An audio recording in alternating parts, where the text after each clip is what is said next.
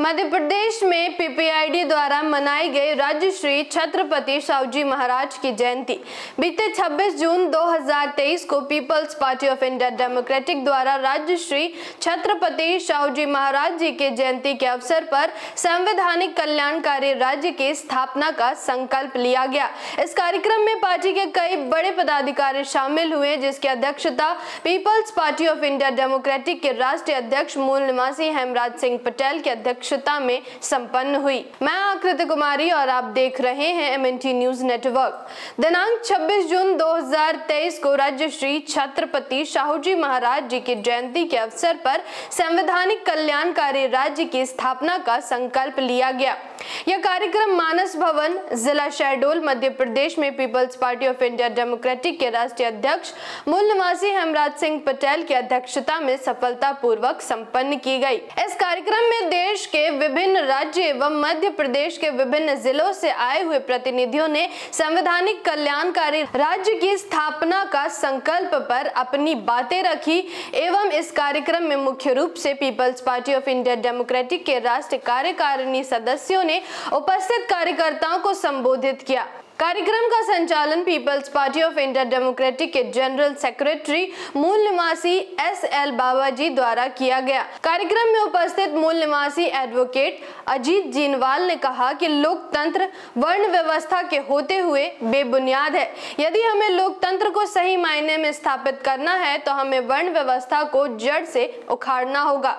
Peoples Party of India Democratic के legal cell के राष्ट्रीय संयोजक सह सुप्रीम कोर्ट के वरिष्ठ वक्ता मूल निवासी डॉक्टर के.एस. चौहान ने कहा कि भारत का संविधान मूल निवासी महापुरुषों के विचार पर आधारित बनी है और भारतीय संविधान के तहत सभी जाति धर्म के लोगों को प्रतिनिधित्व मिलना चाहिए। आज के दौर में भी समाज में असमानता और छुआछूत है। पार्टी के राष्ट्रीय कार्यकारिणी सदस्य मूल निवासी बी.डी. बोरकर ने कहा कि किसी देश का संविधान बनाने के पहले उस देश का सामाजिक, आर्थिक, राजनैतिक और शैक्षणिक स्थिति को समझने के बाद संविधान की संरचना बनाई जाती है। आज वर्तमान में 48% प्राइवेट यूनिवर्सिटीज हैं और 47% प्राइवेट कॉलेजेस हैं। हमें यदि अधिकार पाना है तो हमें सत्ता में आना ही होगा। पार्टी के राष्ट्रीय प्रवक्ता मूल निवासी एस.एस. धमी ने अपने प्रबोधन में कहा कि जितने भी राष्ट्रीय स्तर के राजनीतिक पार्टी होते थे उनमें सभी लीडर ब्राह्मण होते थे।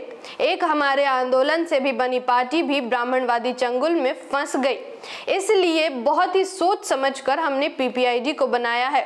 उन्होंने कहा कि आज के दौर में हमारे पास एक बहुत बड़ी चुनौती है कि हम इस आंदोलन को बचा ले या फिर दुश्मन के आगे घुटने टेक दे।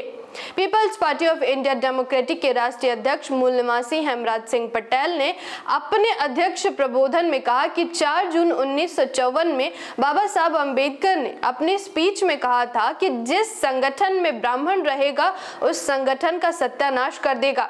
हम इस समाज में सत्ता का मुंह पैदा करना चाहते हैं और पीपीआईडी ने ठाना है कि देश में मूल निवासियों की सरकार बनाना है। उन्होंने मूल निवासी समाज के लोगों को कहा कि दुश्मनों के त्योहार, संस्कार और दरबार का बहिष्कार कर देना चाहिए और जिस दिन दुश्मनों को नोट और वोट का सपोर्ट देना बंद कर देगा उसी दिन मूल निवासी इस देश का शासक बन जाएगा। पार्टी के राष्ट्रीय अध्यक्ष मूल निवासी कलीम अंसारी ने कहा कि शाहूजी महाराज की जयंती राष्ट्रीय स्तर पर मनाई जानी चाहिए। उन्होंने कहा कि राज्य श्री शाहूजी महाराज एक ऐसे महान राजा थे जो मूक नायक संचालन करने के लिए 2500 रुपए स्वयं आकर बाबा साहब अम्बेडकर जी को दिए थे। मतलब कुआं खुद प्यासे के पास आया, ऐसे राज्य श्री शाहूजी महाराज थे। पीपीआईडी के राष्ट्रीय संगठन सचिव मूल निवासी आर के विद्यार्थी ने अपने प्रबोधन में कहा कि संविधान के आर्टिकल 340 के अनुसार सभी को जनसंख्या के अनुपात में Peoples Party of India Democratic हिस्सेदारी देगा, सभी को रोजगार और सम्मान मिलेगा। कार्यक्रम में उपस्थित मूल निवासी इंजीनियर नीलिमा भटकर ने अपने प्रबोधन में कहा कि बाबा साहब अम्बेडकर कहते थे कि छत्रपति शाहूजी महाराज की जयंती हमें उत्सव जैसी मनानी चाहिए। यह संदेश हमें घर घर तक पहुंचाना चाहिए क्योंकि शाहूजी महाराज ने एक लोक कल्याणकारी राज्य कैसा होना चाहिए यह सिर्फ बताया ही नहीं बल्कि करके दिखाया है कि कैसा होता है और कैसे चलाते हैं। शाहूजी महाराज ने अपने कोल्हापुर राज्य में इसे अमल करके भी दिखाया है और 1902 में शाहूजी महाराज ने कमजोर वर्गों के लिए 50% आरक्षण लागू किया था। जागृति की इस मुहिम में आप हमारा साथ और सहयोग दें।